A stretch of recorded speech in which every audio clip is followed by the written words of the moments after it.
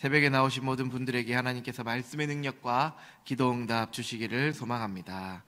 오늘 잠언 21장의 1절부터 3절까지의 내용은 여호와의 절대 주권과 공의를 강조하고 있습니다. 먼저 1절에서 왕의 마음이 여호와의 손에 있다 라고 말합니다. 이 잠언을 지은 솔로몬 왕은 어떤 왕입니까? 엄청난 부와 권력을 가졌던 왕이었습니다. 그리고 왕이라고 함은 그 나라의 운명과 역사를 결정하는 통치자이었지요. 하지만 오늘 말씀은 그 왕의 마음이 여호와의 손에 있다고 말하고 있습니다. 즉 하나님께서 그 나라의 운명과 역사를 결정하는 주관자라는 것입니다.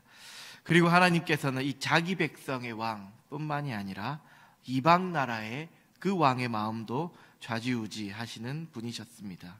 이 애굽 왕 바로의 마음을 강팍하게 하신 것, 또 바벨론 고레스 왕의 마음을 감동시켜 이스라엘 백성을 돌아오게 하신 것 등 그렇게 천지 만물을 지으신 하나님께서는 모든 인생의 그리고 역사의 주관자이시라는 것을 알 수 있습니다.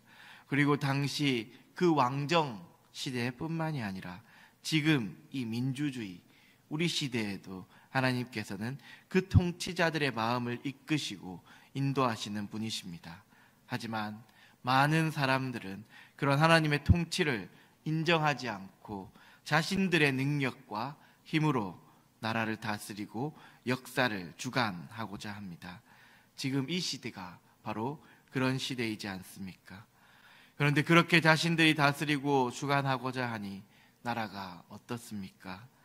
정의와 공의는 사라지고 눈앞에 보이는 자신들의 이권만을 추구하며 편가르고 싸우고 있습니다. 그래서 나라는 혼란스럽고 경제가 힘들어지니 국민들 또한 살기가 어려워지고 있지요. 무엇이 국민을 위한 일인지, 무엇이 정의와 공의인지를 위정자들이 알지 못하니 나라가 이 상태가 되어버린 것입니다. 그리고 이 위기는 비단 그 위정자들의 문제만이 아닌 이 땅의 역사와 함께 해온 이 교회의 잘못입니다.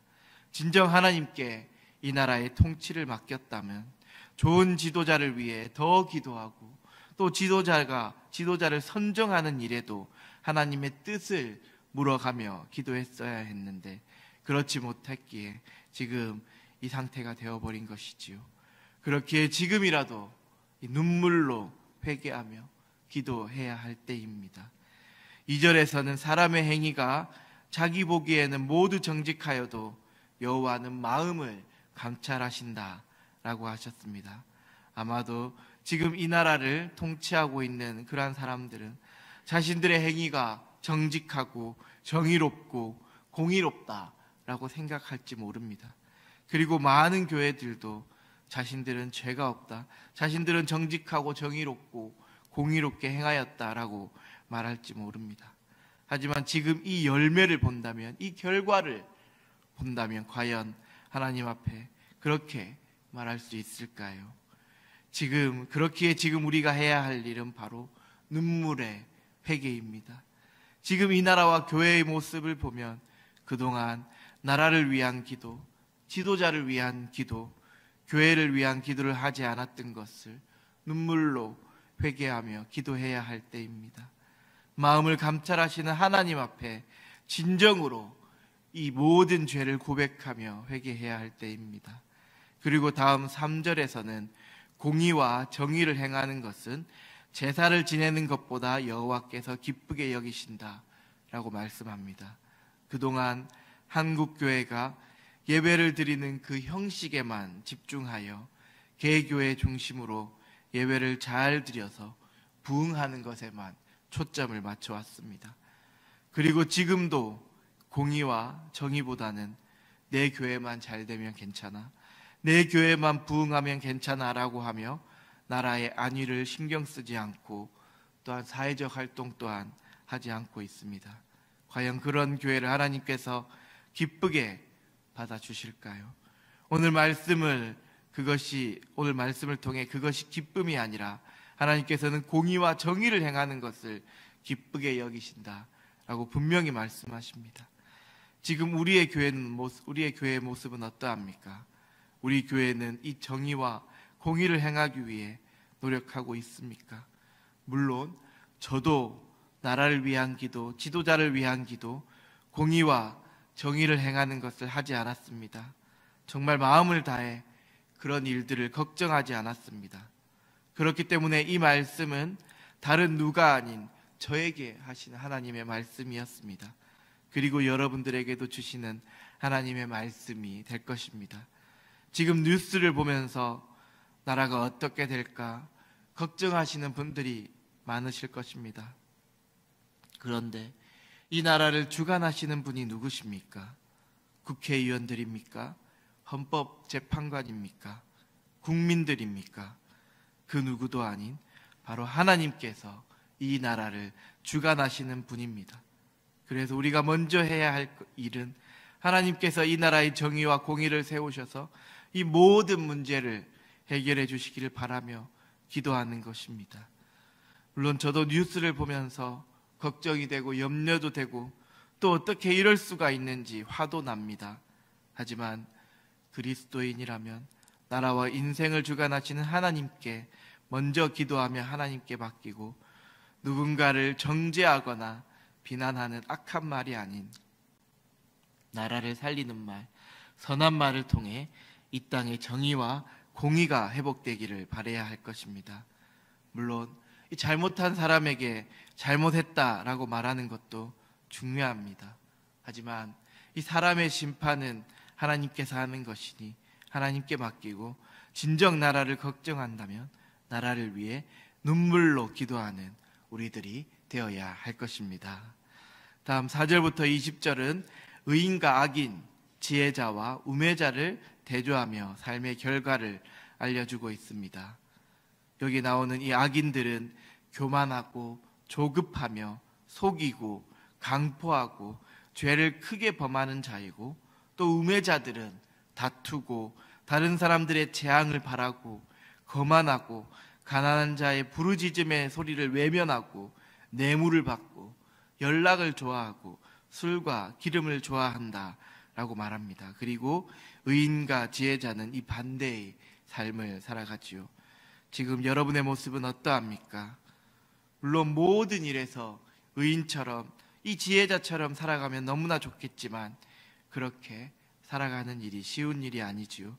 그래서 우리에게 이 말씀이 있는 것입니다. 끊임없이 말씀 묵상을 하며 의인과 지혜자의 삶이 무엇인지를 깨닫고 그렇게 살아가려고 노력해야 할 것입니다. 말씀은 분명하게 우리에게 알려주고 있습니다. 악인의 삶의 결말, 우매자의 삶의 결말은 궁핍하고 죽음의 길이고 소멸이고 패망이며 의인의 삶의 결말, 지혜자의 삶의 결말은 풍부하고 곧은 길이며 즐거움이라는 것을 말입니다. 여러분은 어떠한 결말을 원하십니까? 비록 그렇게 살아가는 것이 힘들지만 말씀을 통해 의인의 삶, 이 지혜자의 삶을 살아 하나님의 기쁨이 되고 세상에서도 풍족하며 즐겁고 행복한 삶을 누리는 우리 강양중앙교회 성도님들이 되기를 주님의 이름으로 간절히 축원합니다. 마지막으로 30절과 31절의 말씀을 우리 다 같이 한번 읽어보도록 하겠습니다. 30절입니다. 시작.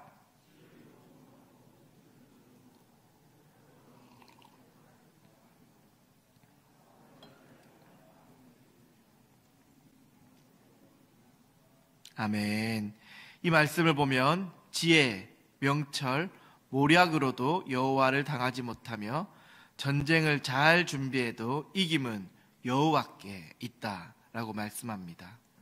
이 아무리 똑똑해도 이 세상의 지식을 다 가져도 온갖 술수를 다 알아도 여호와 하나님을 당할 수 없다라는 것입니다. 그리고 어떤 싸움과 전쟁도 하나님께서 주관하신다는 것이지요. 이 말씀을 오늘날에 적용하면 지금과 같은 이 경쟁의 시대, 준비에서 성공과 승리를 위해 더 좋은 학벌, 더 많은 재물, 엄청난 인간관계를 그 인맥을 가지고 있더라도 진정한 성공과 승리는 하나님께 달려 있다는 것입니다. 물론 그렇다고 하여 아무런 준비를 하지도 않으면 안 되겠지요. 성공과 승리를 위해서는 반드시 공부도 해야 하고 준비해야 하는 것들을 철저하게 준비해야 합니다. 그런데 이것만을 너무 의지해서는 안 된다는 말씀이지요. 그러한 준비에 더하여 하나님의 뜻과 섭리가 반드시 필요하다라는 것입니다. 우리는 이 사실을 인정해야만 합니다. 이것을 인정하지 않는 것이 바로 교만입니다. 내 힘과 능력으로 할 수 있다는 교만이 우리를 실패의 길, 그 패망의 길로 인도하는 것입니다. 이스라엘의 그 초대 왕이었던 사울이 하나님을 의지하지 않고 자신의 힘과 능력만을 의지하며 자기 생각대로 행한 그 결과 어떻게 되었습니까? 처참하게 패배하며 파멸하지 않았습니까?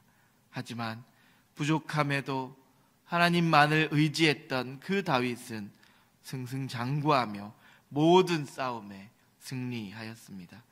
이 외에도 그 불가능한 전쟁을 승리케 했던 그 하나님의 역사가 성경에는 무수히 많이 기록되어 있습니다. 이러한 말씀들을 보며 우리도 이 세상을 살아가며 진정한 성공과 승리는 여호와 하나님께 달려 있음을 인정하고 그분을 의지하며 살아가는 우리 모두가 되기를 소망합니다. 우리에게 주어진 이 말씀을 통해 하나님의 뜻을 살피고 하나님의 뜻에 합당한 삶을 살아감으로 인생의 참 승리, 진정한 성공을 이루는 우리 광양중앙교회 성도님들이 되시기를 주님의 이름으로 간절히 축원합니다. 기도하겠습니다.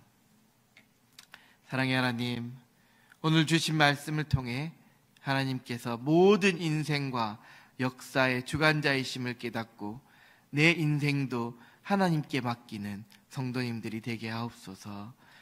지금 이 나라의 혼란과 문제가 내가 기도하지 않았던 것임을 눈물로 회개하게 하시고 하나님께서 이 나라를 회복시켜 주실 것을 간절히 기도하게 하옵소서.